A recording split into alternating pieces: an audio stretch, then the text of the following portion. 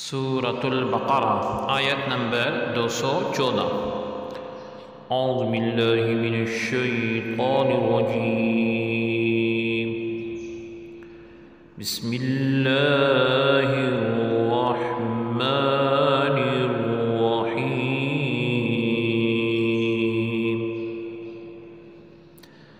ام حسبتم ان تدخلوا الجنة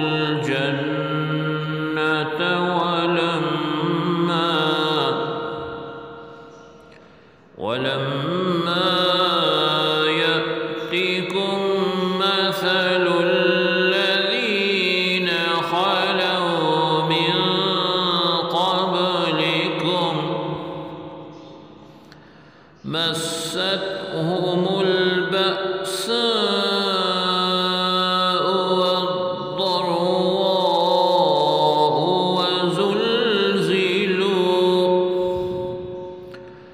وزلزلوا حتى يقول الرسول والذين آمنوا معه متى نصر الله ألا إن نصر الله قريب۔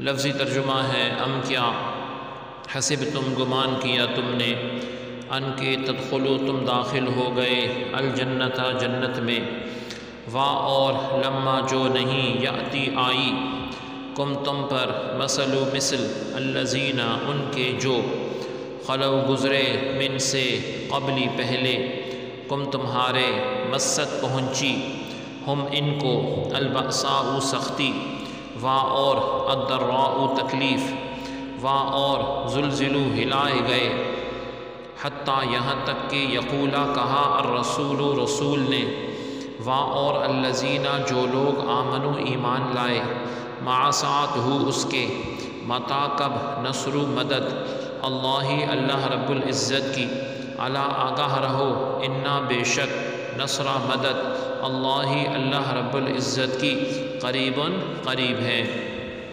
با محاورہ ترجمہ ہے کیا تم یہ گمان کرتے ہو کہ تم یوں ہی بلا آزمائش جنت میں داخل ہو جاؤ گے حالانکہ تم پر تو ابھی ان لوگوں جیسی حالت ہی نہیں بیتی جو تم سے پہلے گزر چکے۔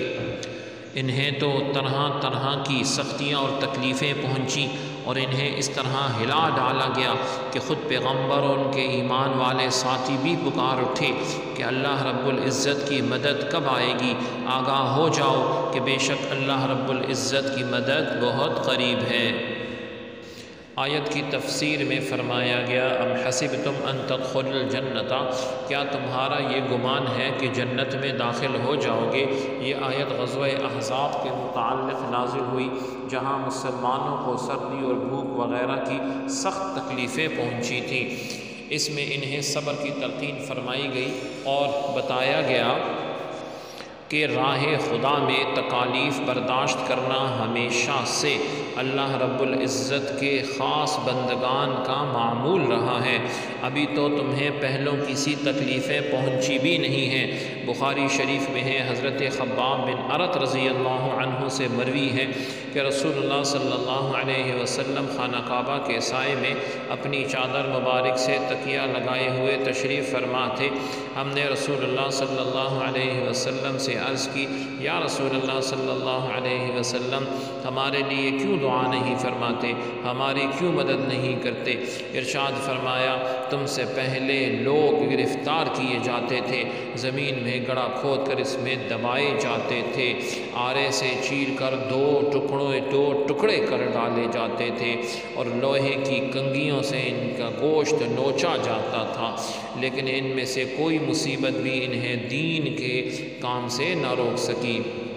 آگے فرمایا وزلزلوا، اور انہیں زور سے ہلا ڈالا گیا۔ سابقہ امتوں کی تکلیف اور شدت اس انتہا کو پہنچ گئی کہ فرما بردار مومن بھی مدد طلب کرنے میں جلدی کرنے لگے، اور اللہ رب العزت کے رسولوں نے بھی اپنی امت کے اصرار پر فریاد کی۔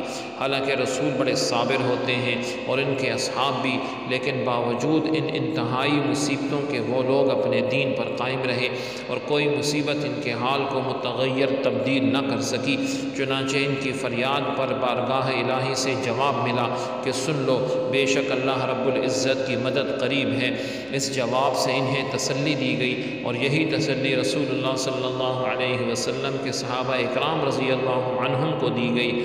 اس آیت اور تفسیر میں مبلغین کے لیے اور نئے مسلمان ہونے والوں کے لیے اور نئے کسی نیکی کے ماحول اپنانے والوں کے لیے تسلی اور بشارت ہے کہ وہ صبر و استقامت کے ساتھ اپنی دین، اپنی تبلیغ اور نیکی پر چلتے رہیں۔ اللہ رب العزت ہم سب کو دنیا اور آخرت دونوں کی کامیابیاں نصیب فرمائے۔ سبحانک اللہم و بحمدک، اشہد ان لا الہ الا انت، استغفرک و اتوب الیک، وصلی اللہ تعالی علی خیر خلقہ محمد وعلی آلہ و اصحابہ اجمعین برحمتک یا ارحم الراحمین۔